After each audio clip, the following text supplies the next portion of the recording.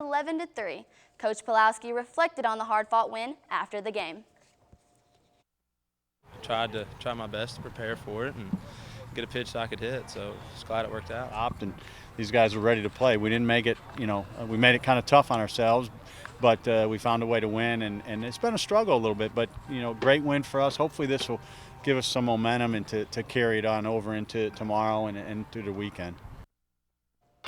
WKU baseball fell just shy of Eastern Kentucky by a score of 16-15 last night. The 10-inning game featured 31 runs on 34 hits and 19 walks.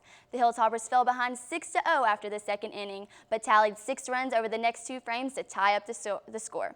Stephen Kraft was the star of the show, hitting a 2-run shot that got the Hilltoppers on the board in the top of the third. Kraft tied for the most runs scored in the 136-game series between the two programs with a pair of home runs that drove in 4 and scored 3, but even he couldn't lead the Toppers to victory. The Tops hope to bounce back from a tough loss to EKU when they take on Illinois State for a 3-game series at the NIC this weekend. The Redbirds come into the matchup with a record of 2-7. The series begins on Friday with the first pitch coming at 3 p.m. Redshirt junior Ryan Thurston takes the mound for the Tops after last Friday's dominant performance against Ohio. Game 2 will follow on Saturday at 1 p.m. with Paul Kirkpatrick taking the mounds for the Tops. The third and final game of the series will be held on Sunday, also at 1 p.m. WKU softball traveled to Norman, Oklahoma for a 5-game series in 3 days. The Lady Tops beat Evansville on Friday 9-4. They meet Northwestern State on Saturday 10-8, and they lost to Oklahoma by just 1 point on Sunday. Overall, the ladies finished 2-3 over those 5 games. And BG came to BG yesterday. WKU softball was up against Bowling Green State University for a doubleheader last night. The ladies won the first game 7-2. Taylor Proctor hit a home run in that game, making it her second career home run. WKU had a 4-0 lead early in Game 2, all thanks to Haley Towers' second career home run. Bowling Green came back to pick up 6 runs between the 3rd, 6th, and 7th innings, and they won that game 6-4. The Lady Tops will return to the Diamond this weekend for a 3-game series against MTSU. The first pitch will be thrown at 12 p.m. on Saturday, followed by games at 12 p.m. and 3 p.m. on Sunday. This could be a huge statement for the Lady Tops softball team as they were preseason ranked 10 out of 12. WKU Athletics always has a strong tie to the community, but this year the Lady Toppers have taken their ties to another level. Extra Point reporter Jimmy Stratman has the story. Catherine Downing, Taylor Proctor, Brittany Vaughn, and Coach Matt Wilhite all share a common bond. Yes, they're all members of the 2017 Lady Toppers softball roster, but their connection goes deeper than that. Back to the area that all 4 of them call home. To be able to say that your parents can walk to your games, I'm sure a lot of softball players over in the country would love to be able to say that. Downing, Proctor, and Vaughn all played together during their travel ball days and played against Coach Wilhite in high school. Now the band's back together with some new members, and they haven't missed a beat. You get to watch those kids when you're coaching against them, but when you get to be a part of them and see them succeed and do these type of things and get to know them a little bit more, it's even better. It's just been a really great year so far, having all 3 of us here and him 4, but we all still get along, and it's just like we never quit playing together. For Downing, the view from the hill wasn't a dream as much as a reality. People will joke like I've been committed since birth. For Taylor and Brittany, the journey took a little bit longer, but each had their own reasons for returning home. Originally out of high school, I went to Lindsey Wilson, and then when I came home, I did not know if I would be able to play softball anymore. It honestly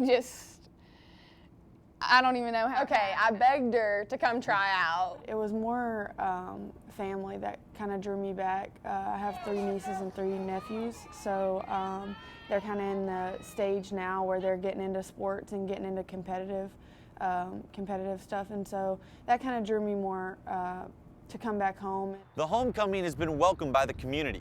Attendance numbers here at the WKU softball complex are up nearly 20% from last season.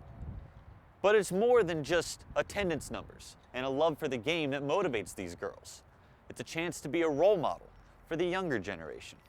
When I was younger and I saw Amanda Walden and Rachel Riley and some of these girls go off and play Division I softball, I was like, oh, they're so cool. Like, And that's it what I puts it want in the perspective of like, hey, I can do this. I can do it. Like if they can do it, I can do it. A girl that I have been to her team practices and things like that, helping their whole team. She actually messaged me on Instagram and told me that she was coming to a game, and she was like, I'm going to be the loudest one there, and good luck. And she messaged me after the game, even though we lost yesterday, and was just telling me that I played a great game. Definitely, you're a role model for the girls that you know around the community and the ones that you don't.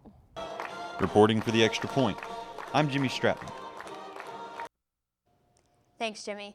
In addition to their dedication on the field, the Lady Tops are also dedicated to helping their community through Big Red Readers. The Region 4 tournament at Diddle was quite the show. We'll have that for you coming up. Well, Thomas, you've got pre-diabetes. But with more exercise and a change in diet, it can be reversed. I've tried exercising. It just makes me hungry for bacon. I love bacon, too. And who really likes to exercise? Not me. Me neither. Nobody. So we're good? What? Oh, you still have pre-diabetes. Big time. We cannot be bystanders. We can stop to make sure someone is okay. We can warn someone when their drink isn't safe. And disrupt the situation. We can. Get someone a cab. Or walk them home safely. We can make campuses safer for our friends. Our roommates. Our classmates. Our fellow human beings. We cannot be bystanders. We can. Intervene. It's on us. All of us. Learn how and take the pledge at itsonus.org. You know what, guys? There's a lot of tree branches and dry brush over here. We should probably move the bonfire over there.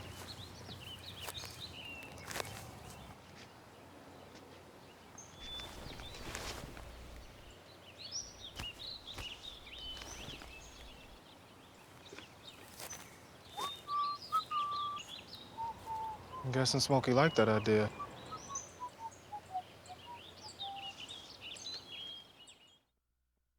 I adopted Bento in 2010 from a shelter. As it turns out, we have very similar personalities. And this cat makes me make art because he's always motivating me to take pictures of him, to draw pictures of him.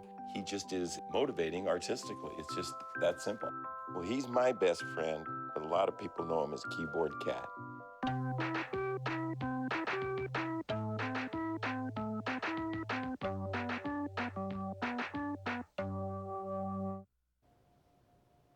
Southwarn High School played Russell County this past Friday in the girls' 4th region tournament. Russell County took the W 51-49. Southwarn ended their season with a 22-9 record. Russell County's Caitlin Coffey finished the game with 21 points, 10 rebounds, 6 assists, and 6 blocks.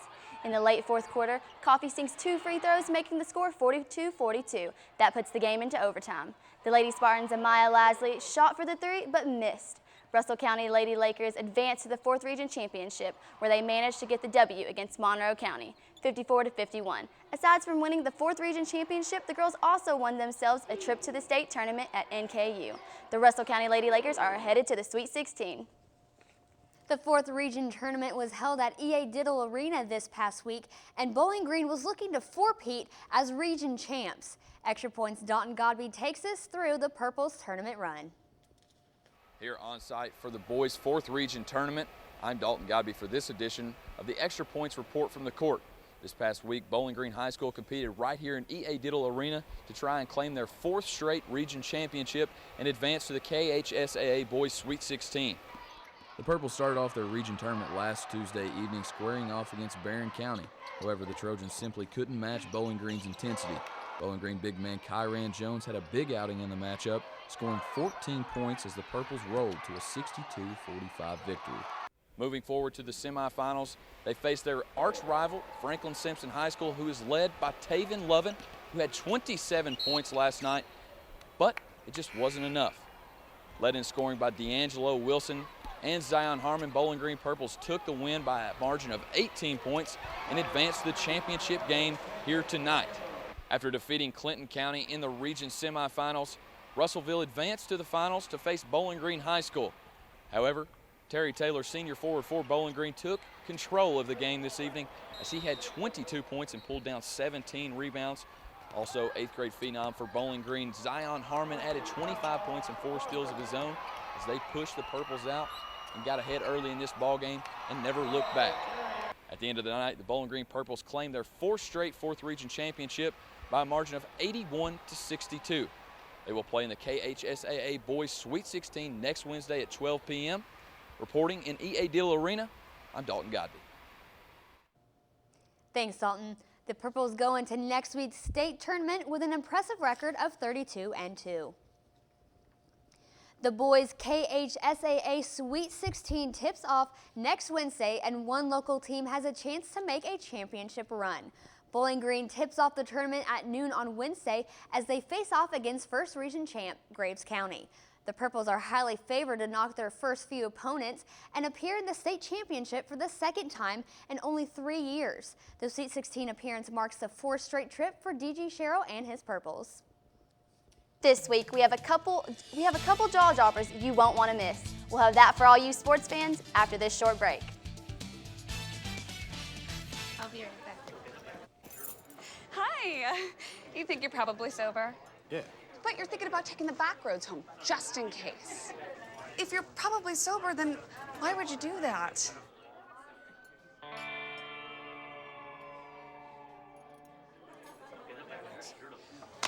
Good choice.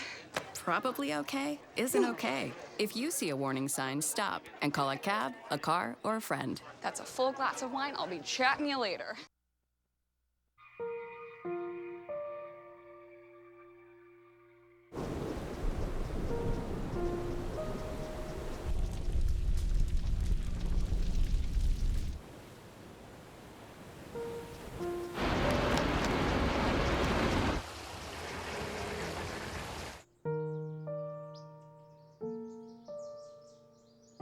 Don't wait. Communicate. Make your emergency plan today.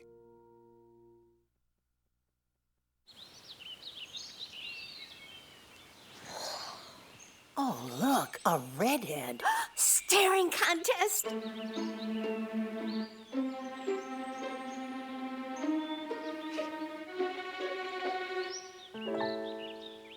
You still got it.